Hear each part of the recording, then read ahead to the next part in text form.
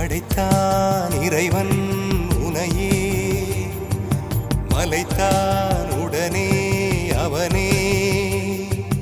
அழகை படைக்கும் திறமை முழுக்க உன்னுடன் சார்ந்தது, என் விழி சேர்ந்தது. விடிய விடிய மடியில் கிடக்கும் பொன்வினை உன்மேனி மீட்டட்டும் என் மேனி. விரைவினில் வந்து கலந்திடு, வீரல் பட மெல்ல காணிந்திடு.